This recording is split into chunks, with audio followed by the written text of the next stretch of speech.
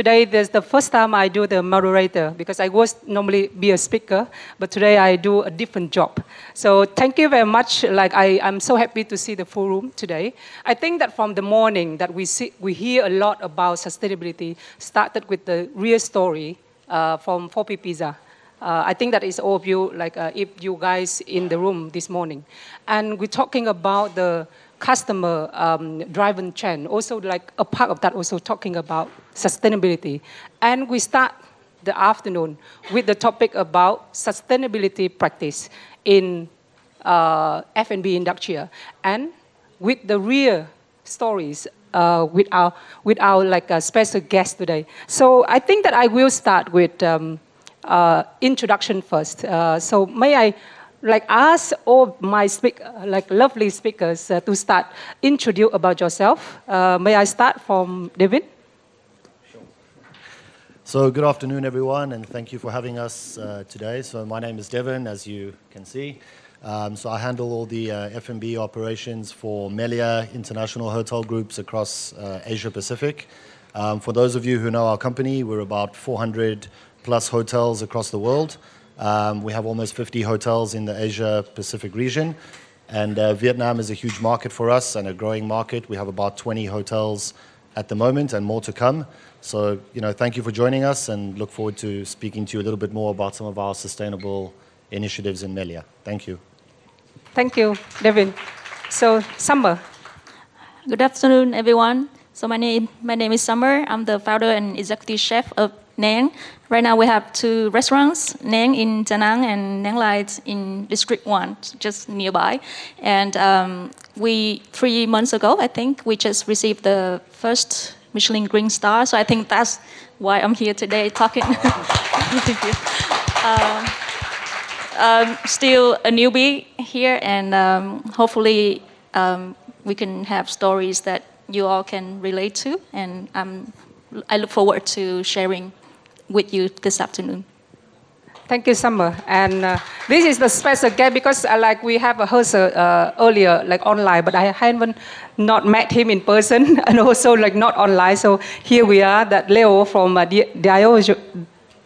How to spell your? Yeah, Leo and Diageo. Yeah, Diageo. Yes. Yeah, Diageo. So hi everyone, my name is Đức Anh, and aka Leo, and I've been in the F&B industry for 17 years, and 15 years of it is making drinks, bartenders, and I'm here grateful to be here, and really honored to sit among of all the specialists here, and yeah, because I'm the brand ambassador of Diageo Vietnam. So thank you so much for sitting here and sharing all about the sustainability in F&B and customer behavior. Yeah. Thank you very much. I think that this is everyone here that I heard from behind me also, when I was waiting for everyone, that everyone loves to listen to the real story behind, it's not in general first, and then listen to the real story to take action, how they take action, how they implement things in their real life. But I think that I would like to start the first question to talk about general first, to define the sustainability in F&B. So I have the first question for all our panelists today, that what is your assessment of current sustainability landscape within the F&B industry, both domestically and internationally? Have you observed any notable trends, development, or challenges? So may I ask Devin to start first? Yeah, I think it's a good question, and it's a long question, and I know we only have a few minutes each. So, look, I think in our situation in Melia, we're very lucky in the sense that our company is well recognized globally as being a leader in sustainable practices. So, Time magazine voted us as the #1 tourism company for sustainability in 2023, and we're ranked number 3 in the world in S&P Global for sustainability practice in the tourism sector. So it always helps when the culture of the company is focused towards something. It makes it easier for us. I think what we notice globally is that regions are very different in terms of the maturity of sustainable practices. But it seems like no matter where we operate, whether it's in the Caribbean, whether it's in Asia, whether it's in Europe, it's become a huge focus for everyone. the challenge for most people is that it's become a bit of a buzzword. So everyone wants to be sustainable and everyone wants to do as much as they can, but it's difficult to start. So, you know, in some of the markets that are further behind, we have to start with more basic implementation of sustainable practices. And in other markets where it's really advanced, like in some of our European markets, it's not only an aspirational thing to be sustainable, but in some places it's the law. And you don't have an option, which is great. So when we focus on Asia Pacific, I think, you know, places like Vietnam, Thailand, China, growing fast in terms of the initiatives that they're implementing. And like I said, the appetite to improve in local communities, the local population, governments is growing every year. And yeah, we try to take a full 180 approach to everything we do, all the way from development, sourcing, implementation. It's not easy because, you know, most of the time with any owner or business operated model, sustainable practices usually encompass some type of cost element.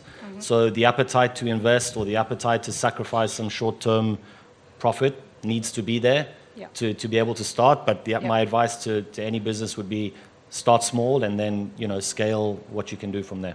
Yeah, thank you very much. I think that is like good to hear from international like brand point of view. And now come to the local. Summer, can we hear from you? So I studied Nang 7 years ago.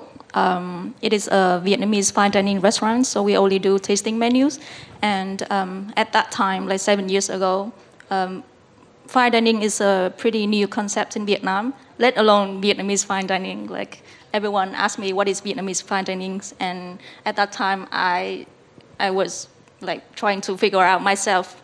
And because it's contemporary, and as a modern Vietnamese, as a young Vietnamese, it's a journey of discovering my identity as well. So basically what we've been doing is just following our intuition and do what we think is the right thing to do. So we were very surprised when we get the Michelin Green Star. And for the last 3 months, I've been thinking about what it means to be recognized for sustainability and for sustainable gastronomy.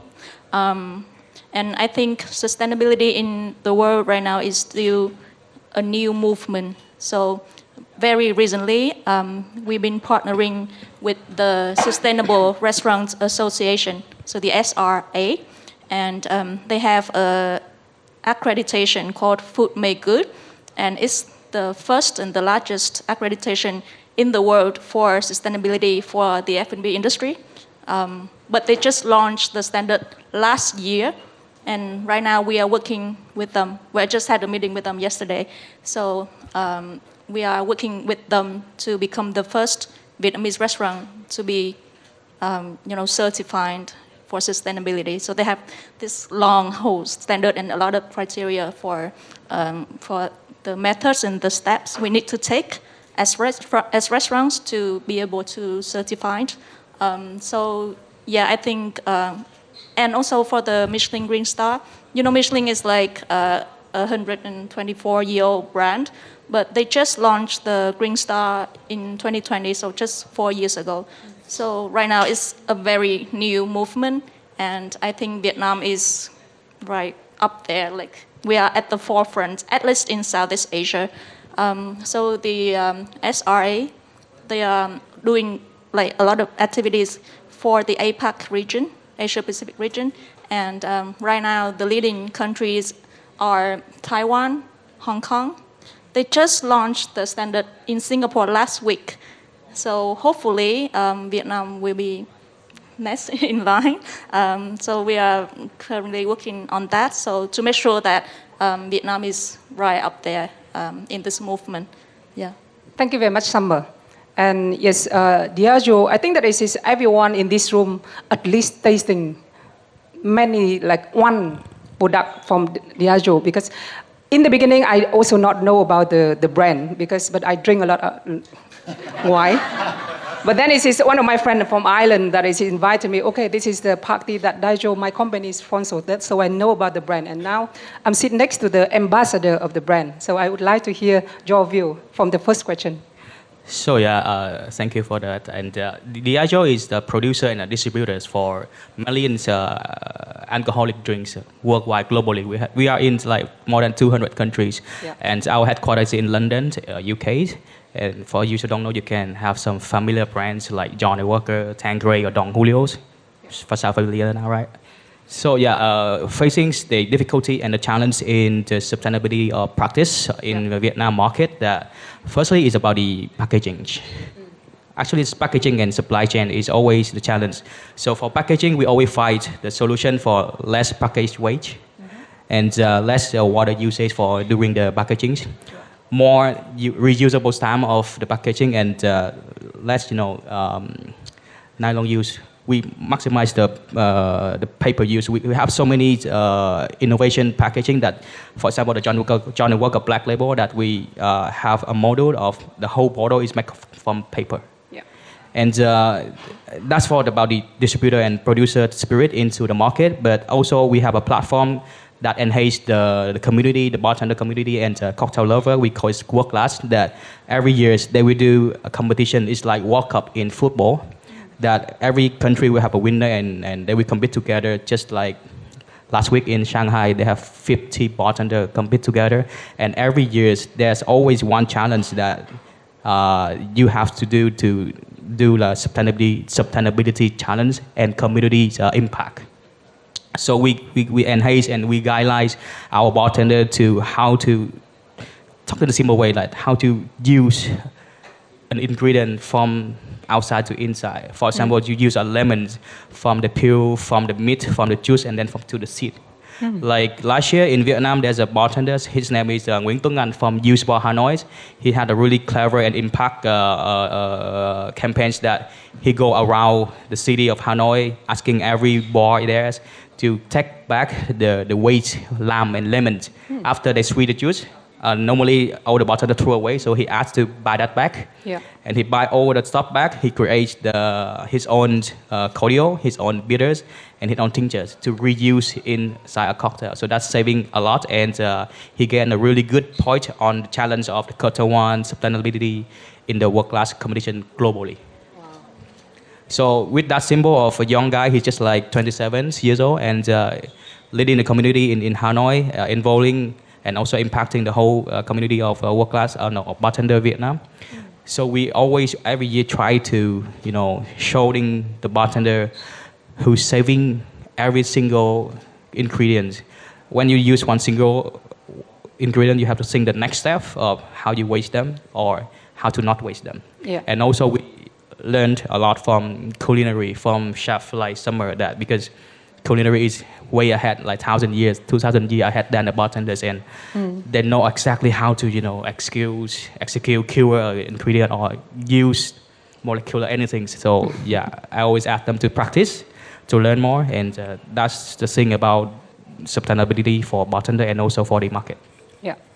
Thank you very much. Actually, before the discussion, I also researched a little bit more about Diageo, and I read that it is like more than 200 brands and the sales in more than 180 countries. Right? Yeah, that 200 international brands. So we have different markets. We have more brands like that. Okay, thank you very much. I think that it is overall that you can hear from all the different speakers that we have here, and I go down to the more detail of the companies or each of them working in the project that they are doing, and I think that I will start with Nan, with Summer. Actually, last month I was in Da Nang and I researched about that the companies, the restaurant on the list of Michelin. I saw Nan, but not really paid attention yet because I have a very short time in Da Nang, and the first time I looking for the Michelin because it's one of my friend PK he has Rang, he opened the Rang, and then I try in Rang. But today I have chance to sit with Summer and Nan, and I read about Nan's story, and I saw that it is she used 99% ingredients locally. So I think that if talking about sustainability is reduce the carbon footprint because you not import the ingredients from outside. You utilize the ingredients from inside. And I think that it is also that dedication that has earned Nan the first Michelin Green Star. And I would like to ask Summer, how do you balance creativity with ethical sourcing when developing the new dish at Nan? And how do you educate your customer to make the choice, to make the informed choice? Thank you for your introduction and question. So the restaurant that got the star, the green star, is Nang in Da Nang, and we do have a Nang farm right in front of the restaurant, and it's like a supply chain, right? You know, when we grow the local ingredients, and we use that in some of our dishes, and then we use the waste to recycle and make into fertilizers for the farm. But to answer your question, I think as a chef who designed the menus of the restaurants, I think by going local, by using hyper-local ingredients, it's actually inspires me to create, because we have, like, as a chef, we have all the ingredients in the world to use. So often you will get lost, like you don't know which one to use and to create, like, too many options. So from the start, we have carried this mission of promoting the local ingredients, because I think they are the essence of Vietnamese cuisine. And we use them to make into our menus, which in turn will tell stories about the Vietnamese culture and people. So I think it's not a trade-off.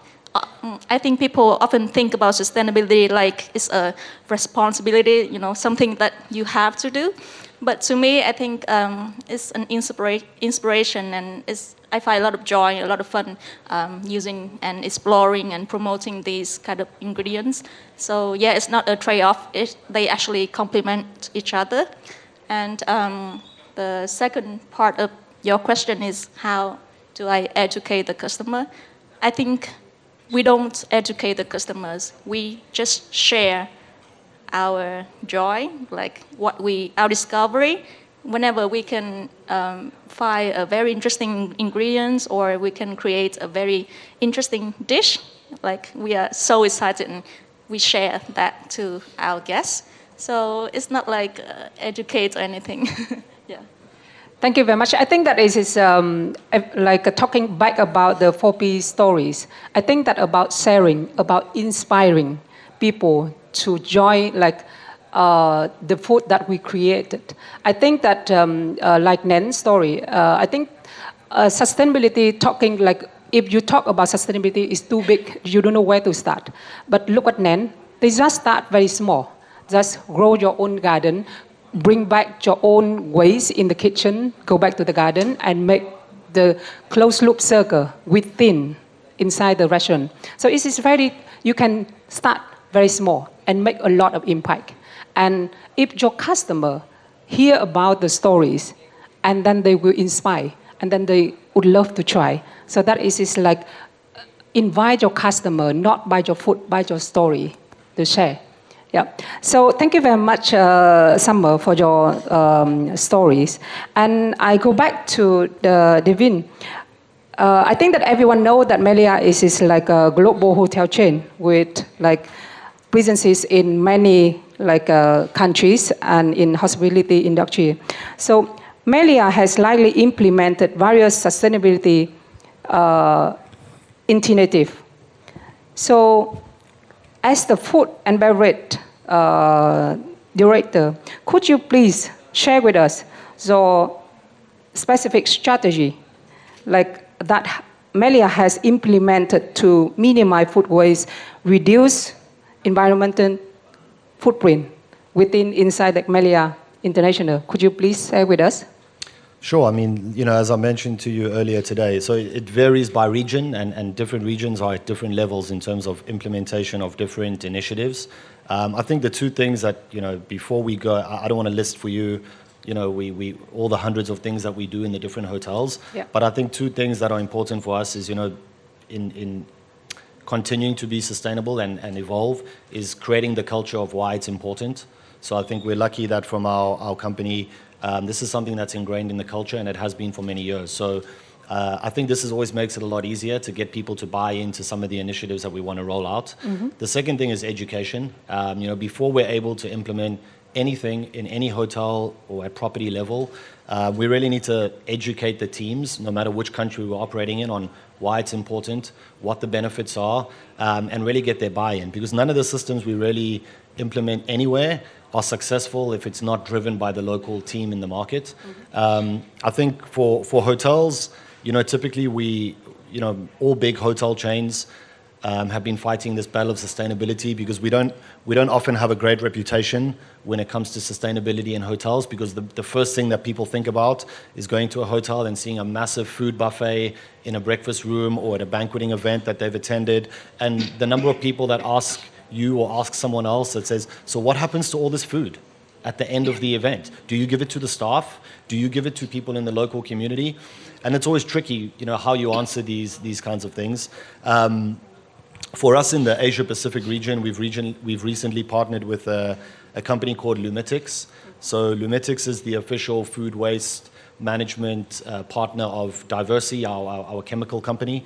It's an AI generated or sustained program, and we focus it pretty much at the moment on buffets, because we see that's where the biggest opportunity is. You'll see the same from many other big hotel companies. They target the buffets because it's the biggest area of opportunity in terms of reducing waste and also reducing purchases and consumption. So I think so far we've implemented in some of our hotels in Thailand, like Melia Koh Samui. We've implemented it in Melia Ho Tram in Vietnam, and we've been able to reduce some of our waste by 40%. How do we measure that? So for us, it's not only about how do we reduce the waste that's actually a finished product on the buffet that customers don't consume, but it also helps us with our forecasting. For hotel F&B, because everything is linked to the occupancy of the hotel, forecasting is like one of the biggest tools in sustainable practices, because the more accurately we can forecast, the less we have to purchase, the less we have to prepare, and then ultimately the less we'll waste. So, these are some of the things that we're doing in the region now. So far, the results are positive. It's not easy to implement because there's always resistance. But we try to come up with new ideas. The last thing I'll say is that, it's very difficult these days to stay ahead of the curve in terms of what's going on, because almost every day you open an article or something online and a different hotel or a different restaurant or a different operator has implemented some amazing new concept, linked to sustainability. So my advice to everyone is we're not the experts, but we try to do the basics consistently. And I think if you can do things consistently over a long period of time, it's better than doing huge things for 6 months and then nothing for 6 months. So that would always be our advice to everyone, is try and focus on the areas that could give you the biggest opportunity, and do it consistently for as long as you can. And hopefully you'll achieve some of the results that you're looking for. Thank you very much, Devin. I think that it is maybe that most of you, if you joined the Vietcetera event recently, from last year, 2 years, you always see the weigh station outside to they want to inspire the people to separate the waste right at the event. The small action that you have made, and then constantly, and then will help, will create a very big impact. Doing the small thing, but do constantly, instead of trying to do the big things, but in a while and then you stop. So that I also get the key from Devin. Come back to Leo. As we said earlier, that with over 200 brands and sales nearly 180 countries, Dear Joe, I love this sentence on your website that Dear Joe offers something for every taste and celebration. So that is, I copy from your website. So I love that because it's everyone here that we taste something from Dear Joe. And I would like to ask you, how do you see the bar industry respond to sustainability in Vietnam? I know that your story about the bartender earlier is also a part of this, but I would like to hear more, from your view, and how Dear Joe Vietnam supporting them to continue that. Yeah. So to be for bar industries in Vietnam, sustainability is still a really new thing. especially Vietnam. Like we heard a lot of it. We been seeing a lot of boys in the world are doing a really great campaign for sustainability and also giving back to the community. But here we're facing a lot of challenge that not only for the bartender but for the bar owners, because sustainability is now just a practice. For my scene, it's like only around 7 to 9% of the bar in Vietnam that now they having some sustainability product in their concept. And for example, for Diageo that helping the community to practice the sustainability in bar industry is every year again we encourage them with the challenge, and of course challenge come with the rewards, right? And in that challenge we always have a point of certain points, high points of sustainability projects, and we starting to guide them with simple act, like for example in a bar that they're using a beetroot. They cook the beetroot in the food, and then most of the beetroot waste the skin. So they use the skin, they dehydrate, and they wash the skin, dehydrate the skin, and use that skin infuse back in the cocktail. So it bring the earthiness of the soils. It also bring the flavor of the beetroot, and also the color is beautiful. And with that, they can use the whole beetroot without wasting. So starting one ingredient of that, and then jump into the next fruit, jump into the next ingredient, and then you have a platform of doing like plant-based only drink, familiar, friendly with everyone, and then less wasted, let water use. The only one goal is less waste is better. Yeah. So within the last 5 years, World Class Vietnam is a platform for bartender that happened since 2012. So until now, we have 12 years of World Class bartender, and every single year we always have the sustainability practice, and encourage them to know that now sustainability is also a trend of making cocktail, and bartender they always love cocktail trends. They always follow, they always try to do, and now they're starting to know that, okay, if I use a lemon, what is the next step? I don't want to waste the skin. I don't want to waste the white meat of the skin also. I don't want to waste the seed. So starting with that simple things, and then we guide them. We have more training, masterclass, upgrade for them to execute more complicated level of execute an ingredient, and also more giving back to the communities. For example, one more example that used bar. They collect the waste lemon, right? Waste lemon, yeah. And then the cocktail they use for that lemon, 10% of the sales they redonate to a campaign charity project called Nuôi Em. Nuôi Em. Oh. Yeah. So yeah, they always less waste and also giving back to community. So yeah, that's a small things, but happening since last year until now. Just like Devon said, you don't need to do big things, but you need to do small things, but continuously. Yeah. Thank you very much. I think that is everyone here already hear the stories in real, and I think that is like I think that most everyone here working in F&B industrial, maybe in operation or the owner. So I think that is will be people will curious about like what will be your like advice. Like can each of the speaker will give some advice for everyone here about like what can you do to start like sustainability journey in their business. So I think all of us here we already like participate in the activities doing something about sustainability. But what will be our advice for all the operation, all the F&B, new or old? The new they haven't started yet, but the old they already been like operate for years, but they haven't like taking action yet in sustainability. What will be your advice to start the sustainability journey? Can I start with Devin? Sure. I mean, look, like I said, we're not necessarily experts, or I'm not an expert, but I can tell you that the biggest things that help you start any type of practice when it comes to sustainability is what is your objective, right? Because people get involved in doing sustainable systems, processes, practices for different reasons. Some people do it because they feel morally obligated, and that's why they start. Some people do it because they feel like everyone else is doing it, so I better start doing it because otherwise, I'm going to be left out. Yeah. Other people do it because they want some PR and some press. And then a small percentage of businesses do it because, they really do care about the environment. They really care about the future generations, all those kinds of things, right? Local communities and protecting whatever we have, in certain areas. I think the biggest thing for me is, and the number one question that I always get asked and maybe it answers your question in reverse, is the reason that people don't start is because the question is always like, well, what's the ROI for me if I do this? What's in it for me?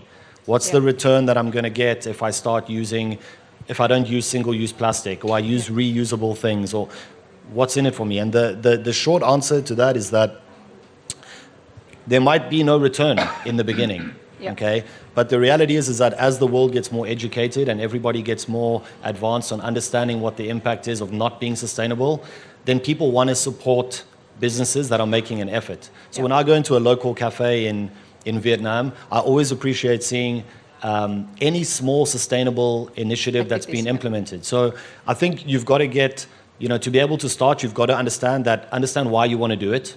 What's your reason? So at least you can align whatever your initiatives are going to be with satisfying whatever your objective is. Because if your objective is to make more money out of it, then target things that are going to help you make more money and PR it and tell everyone about it and try to leverage it. If your objective is to purely implement good systems that can be good for everybody and for the local community, then it might be completely different. So I think understand what you're trying to achieve, and then take it from there in terms of how you want to go forward. And I think there will be an ROI for you at some point. It takes longer for different businesses, but be positive. Thank you very much. I think it's a very good advice for lots of you here. And go to Summer. What is your advice for everyone here? Well, I wouldn't call it advice. Like Devin said, we just getting How do you inspire started. others to start with like you? Yes, I agree with what Devin said, that I think sustainability should come from within. And to me, sustainability means that we build something that can last for a long time. And who doesn't want your business to last for a long time, right? So, when we do something, we just look at the long run and how we can sustain what we do. And how we can benefit as many people as we can. So that's the first thing that it's like the first lesson that I learned myself. The second lesson that I think is very valuable is that we start small and we start surrounding ourselves with a network of like-minded people. So I start building with my team, who share the same values with me, like they're here. Hi guys. And next we start working with the local suppliers. So we start building a network of all the suppliers who are as passionate about using local ingredients and supporting the local community as much as we do.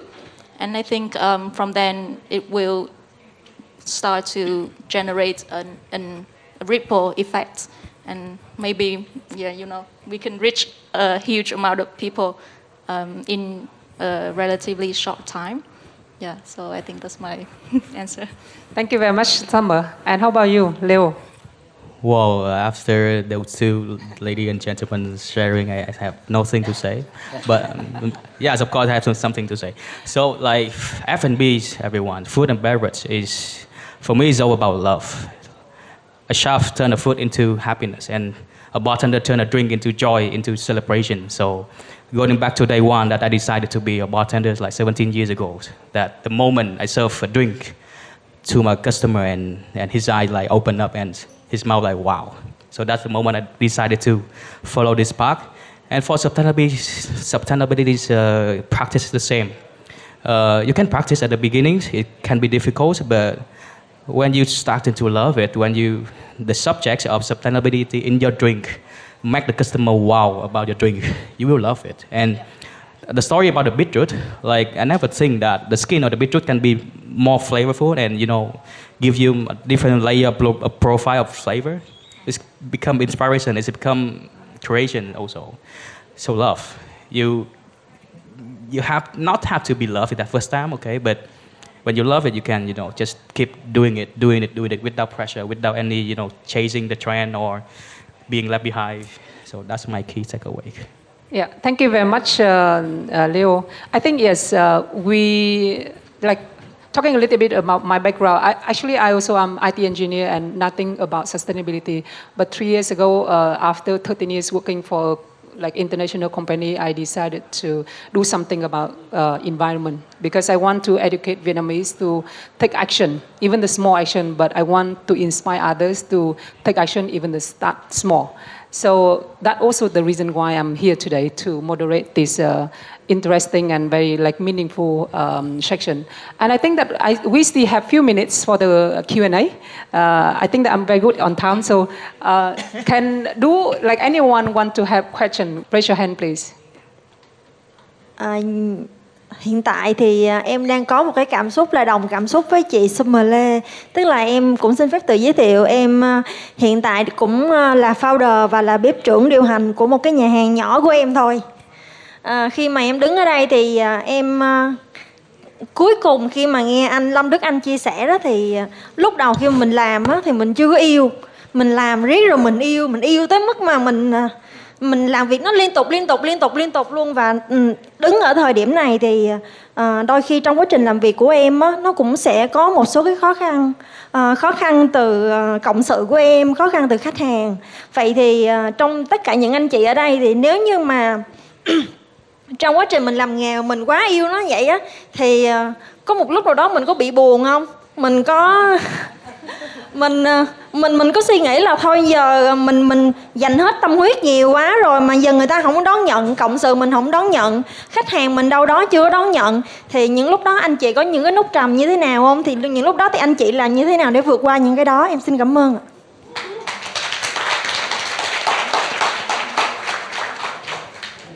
Câu hỏi này em dành cho ai? I think we will start with Summer first and then go to Leo, okay? Cảm ơn bạn vì câu hỏi rất là dễ thương. Đây câu hỏi là giờ yêu quá thì phải làm sao? Mình nghĩ là trong suốt 7 năm vừa rồi thì Nén cũng có rất là nhiều những cái khoảnh khắc như vậy. Khi mà mình cũng không chắc lắm là những cái mình làm có được người khác đón nhận hay không. Nhưng mà mình nghĩ là bởi vậy cái gọi là cái mission, cái sứ mệnh, những cái giá trị cốt lõi của một cái nhà hàng hoặc là một cái doanh nghiệp thì nó rất là quan trọng, bởi vì đó là cái thứ mà mình tin vào và nó sẽ giúp mình vượt qua những cái lúc gọi là rất là nghi ngờ bản thân, không biết mình có làm được không biết người ta có hiểu không, kiểu vậy. Thì cái thứ mà đã giúp mình cũng như là cả team vượt qua những cái khoảnh khắc yếu lòng như vậy, đó là một cái niềm tin là đây là con đường đúng và những cái thứ mình làm thực sự mang lại giá trị cho cộng đồng và cho xã hội. Thank you, Summer. And Leo. Hành trình làm nghề thì đúng là phải có lúc buồn chứ không thể nào mà mình cứ vui hoài được. Để mình vui hoài thì mình đang ở chỗ khác chứ mình không phải ở trong F&B rồi. Thì thật ra là cái sự đón nhận của khách hàng, sự đón nhận của sự công nhận chứ hả, sự công nhận của khách hàng, sự công nhận của những bạn đồng nghiệp á, nó sẽ là một cái giải thưởng, khá là xa xỉ. Nhưng mà trước tiên thì mình phải công nhận mình cái đã. Mình công nhận coi là cái tình yêu của mình dành cho cái nghề này nó có đủ chưa. Nếu mà mình cảm thấy cái sự cố gắng của mình chưa được công nhận thì mình cố gắng tiếp. Buồn thì sẽ buồn thôi em. Không thể nào mà không buồn được. Nhưng mà cuối cùng thì mình phải coi là mình làm vậy có đúng không? Có đúng với cái mình mong muốn hay không? Chẳng hạn như nói về cái công việc pha chế để trở lại 17 năm trước, từ những năm 2007, 2008 thì cái công việc này nó chịu quá nhiều thứ về biểu của xã hội rồi. Nhưng mà cuối cùng thì mình vẫn thấy là mình làm đúng. Tại vì mình cũng không có tệ nạn gì. Mà mình cũng không phải là cái người làm ra cái tệ nạn đó, chỉ là cái người sử dụng họ không có ý thức về cái hành vi của họ thôi. Xong rồi dần dần mình yêu nó hơn, mình sẽ cố gắng cải thiện bản thân mình hơn, nước mình làm mỗi ngày ngon hơn, xong rồi mình giao tiếp được nhiều hơn. Thì dĩ nhiên có người chê có người khen rồi. Khi buồn thì chỉ có một cách thôi, đó là mình sẽ về mình buồn ngày thôi. Xong mình tự pha đồ uống cho mình uống đúng không? Mình tự pha đồ uống cho mình uống, đúng rồi. Xong mình đi chợ em. Mình đi chợ, mình sẽ đi đến những cái chỗ quầy mà mình chưa bao giờ đi, để mình kiếm thôi là có hôm đó có cái gì lạ không. Ví dụ tại vì hiện tại thì bên cạnh anh cũng có kinh doanh riêng của anh, và cái thức uống của bên anh thì tất cả đều lấy inspiration từ street food, street drink của Việt Nam mình. Thì buồn thì mình đi du lịch. Du lịch không phải là để nghỉ dưỡng, mà mình đi hang cùng ngõ hẻm, mình kiếm những cái mà nó lạ nhất trên cuộc đời, trên Việt Nam này thôi là nó đủ nguyên liệu để cho mình có thể kiếm niềm vui cho mình rồi. Đó, ngay là cái vỏ của cây củ dền nó cũng khá hay rồi đó. Thì đó là cái cách mình kiếm niềm vui thôi. Còn bây giờ em nói một câu ra thì cho 100 người thì có 2 người ghét em là chắc chắn. Very nice sharing. Hope that the answers is like also like give you the inspiration to get like happier and continue with what you are doing and love, like put more love in that. Yeah. Very impression with all of the sharing today. A question to David, Melia, one of my favorite hotel friends that always stay whenever I come to Hanoi, and similarly. So all of you share about the sustainable practice, and we know that from the leader, we all have a mission, clear mission and vision, and how to transfer it successfully to the execution level. And sometimes when I travel, so I'm very clear, like be mindful that not to, like we keep trying all of the tower several days, hang it up, try to save for the environment. But however, when we back, everything is clean. Like the execution level, although the roommate, the service, they just change it. So we don't want to reuse, but it's always change. So that's one of the small things that I see that from the execution level, they are not successfully execute what we commit. And because they want to please the customer. So how you transfer that successfully to them, and for similarly that is new, then how you can do that for the long term in develop in a sustainable way. Thank you. You want to go first or I go first? No, I mean, it's a good question. And like I said to you earlier, right, it's when you try and do a lot of things, it can be very overwhelming for people. So we rely on the frontline staff members in every hotel to execute, like you said, if there's a strategy or a mission or a clear vision, we can't implement it. We can give the best practices, we can explain why it's important, we can invest in it, but the training and education of people in the hotels is the most important, tool to be able to be successful. I think everywhere you go in the world, it's different. In certain places in Europe, you can stay in a hotel where you have to beg the hotel to clean the room because there's not enough staff at the moment. I don't mean in Melia hotels, other hotels. There's not enough staff or there's not enough manpower. In Asia, it's completely different because there's not really a challenge around hiring people for us in Asia Pacific region. So there's always an abundance of people who want to work or break into the hospitality industry, and there's a very young workforce. So the thing for us again is training, right?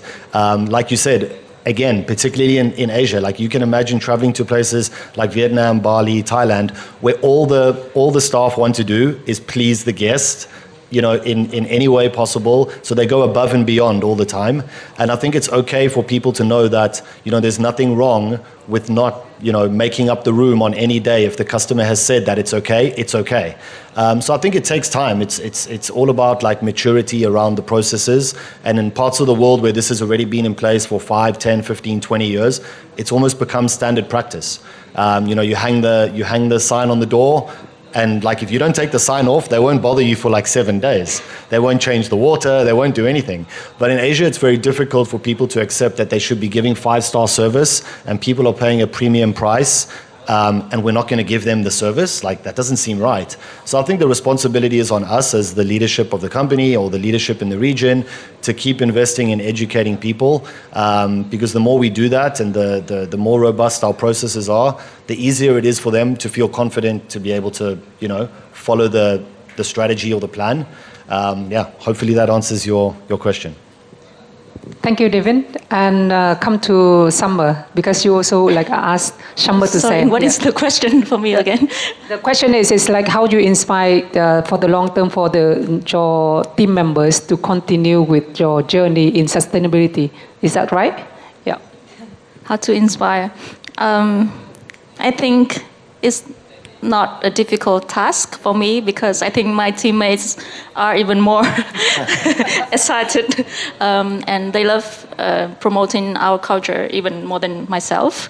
So I think as a team of Vietnamese, we are very serious about redefining what it means to be a modern Vietnamese, and that will include going back to our roots and really explore our identity and how to translate them into like in a contemporary language so that the young people can relate to and understand.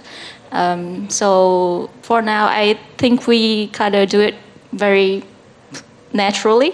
And in terms of sustainability, I think it's in the blood of Vietnamese. Like my grandparents, my ancestors, they all live in harmony with the nature, and saving is like our specialty, you know. So it's all in the blood of Vietnamese already. So I think it's been a very interesting and joyful journey for us. Thank you, Summer. I would like to add a little bit because, you know, like you guys in F&B industry and myself started in the like sustainability industrial like solution to deal with the problem about the environment. In the beginning, when I started, like everyone talked like, oh, this is belong to the government. Why you have to act like that? Why you not wait for the government to do it? But if we all sit there and then wait for the government to do it, then it's like the waste will be everywhere, the rubbish everywhere, and then just no one clean up the things outside of like our own things. So I just start, and then I inspire other people to join with me. And you know, like a small action in my office, I have like a waste station, and we convert all the waste to become something. Example, like we have the like lunch with everyone. Each of us will prepare lunch for all the team once per week, and then not only bring the waste, the food for all the team members, you also have like they also have to bring the waste, like from preparation for our pet. We have the special pet in the office. We call that because we have the machine to convert all the food waste to become compost. So like small action every day to inspire, you know, like not only your lower level but all people in the team. Your small action, your inspiration will also inspire them. So I think that is for all today. I think that is already like over time. And I would like to, like, I hope that you guys already take away a lot of things from my speakers. And I think that for me, that my takeaways is like, when I start my business also, like I have to be in love with that first. So I think the love, put all the love that you want to take action in what you are trying to do, and also like try to inspire others. So that is that the keyword I would like to, like I take from my side is like love and inspire, and also like start from small. So that is all my takeaway. But I hope that all of you today have useful information from all our speakers today. And you can reach out to us because we're all around in the room up to this afternoon. And if not, you can search, because I search all these speakers and then I connect them on LinkedIn. And then they accept me. So thank you very much for everyone. Hope you have nice. Thank you, Kevin. Thank you very much. Thank you, all the speakers.